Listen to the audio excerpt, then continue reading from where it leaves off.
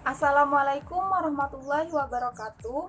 Saya Eva Yuni Hartanti, NIM 1810321013 dari Prodi Agribisnis kelas A Fakultas Pertanian Universitas Muhammadiyah Jember. Di video saya kali ini, saya akan membahas salah satu kelembagaan pertanian, yaitu Gabungan Kelompok Tani atau Gapoktan, guna memenuhi tugas UAS mata kuliah Koperasi Pertanian yang diampu oleh Ibu Fevi Nurdiana Wijayanti, SPMP. Di sini, terlebih dahulu saya akan membahas mengenai kelembagaan pertanian.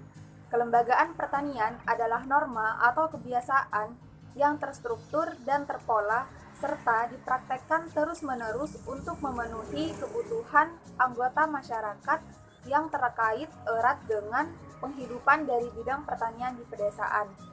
Untuk contoh-contoh dari kelembagaan pertanian ada kelompok tani, kelompok wanita tani, perkumpulan petani pemakai air atau P3NA, kontak tani nelayan andalan atau KTNA, gabungan kelompok tani atau Gapoktan, penyuluh pertanian lapang atau PPL, koperasi tani atau Koptan, dan lain-lain.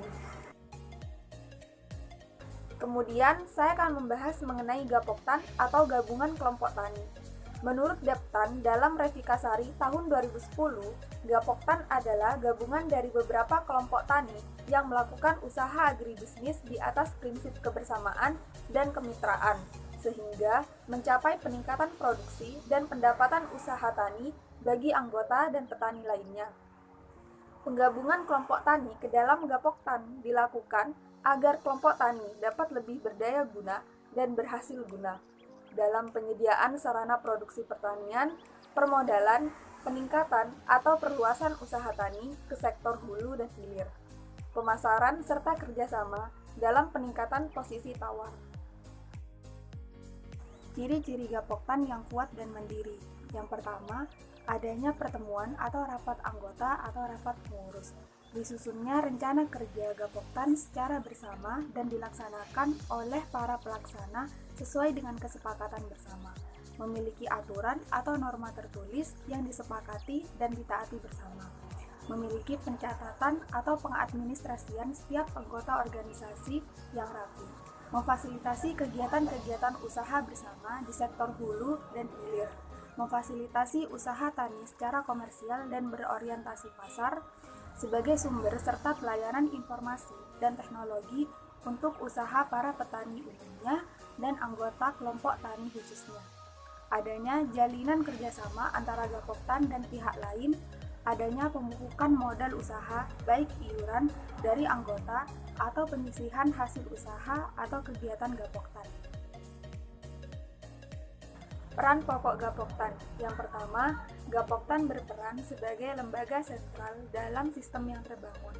Misalnya, terlibat dalam penyaluran benih bersubsidi, yaitu bertugas merekap daftar permintaan benih dan nama anggota.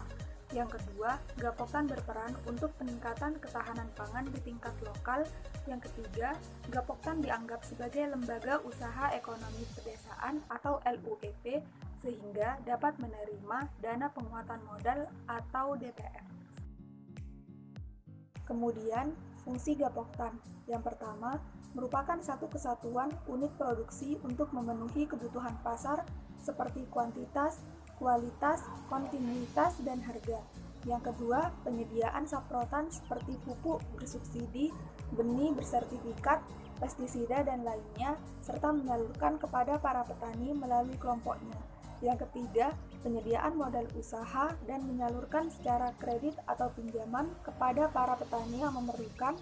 Yang keempat, melakukan proses pengolahan produk para anggota seperti penggilingan, grading, pengepakan, dan lainnya yang dapat meningkatkan nilai tambah.